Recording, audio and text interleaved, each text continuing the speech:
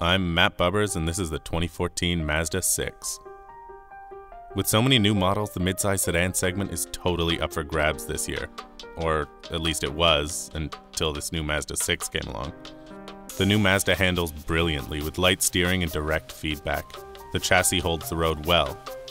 Behind the wheel, it inspired confidence. It's easily as good, if not better, in terms of handling than the Ford Fusion, the current class leader. The new 2.5-liter four-cylinder engine is a peach. It's part of Mazda's Sky Active family, meaning it's super efficient. Despite the large displacement for a four-cylinder, Mazda says it'll do 7.5 liters per 100 in the city and 5.1 on the highway, with the automatic transmission. Expect closer to 8 or 9 liters per 100 in real-world driving though.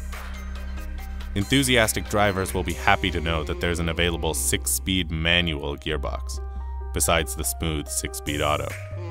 Power's rated at a decent but not class-leading 184 horsepower and 185 pounds-feet of torque.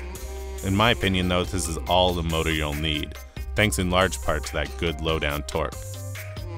So far you're thinking, okay, sounds about as good as a Ford Fusion or Kia Optima. What's different about the Mazda though is it's no BS interior.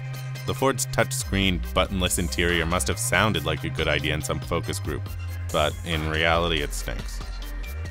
The Mazda, on the other hand, is endowed with a simple, clean interior. The buttons are intuitive, the layout is uncluttered. It's almost BMW-like. If I have one complaint, it's that the navigation system is maybe a little fiddly. The driving position, though, is spot on. Interior space, too, is surprisingly good, especially considering that lovely, swooping roofline and those rakish A-pillars. Even in the rear, there's enough room for 2 adults to sit comfortably. And fit and finish of the dash, seats, and trim, all of that stuff is impressive for this segment.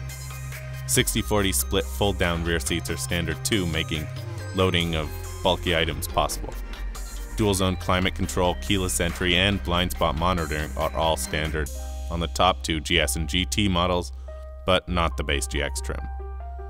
More advanced safety features are standard just on the top model too, like stuff like radar cruise control and forward obstruction warning. The starting price is $24,495 for the base GX with the manual box. It comes standard with 17-inch alloys, and honestly, I think this is the pick of the litter. You'll pay $25,695 to get an automatic transmission, and the price just goes up from there as you want to add more luxurious and high-tech features. I think the only car that can compete all around with the Mazda 6 really is the new Honda Accord. And what's amazing about the Mazda 6 is that it really is all new. I mean, clean sheet of paper, new factories, new process. Mazda engineers must have been the envy of the automotive world, getting to simply figure out the best way to do everything.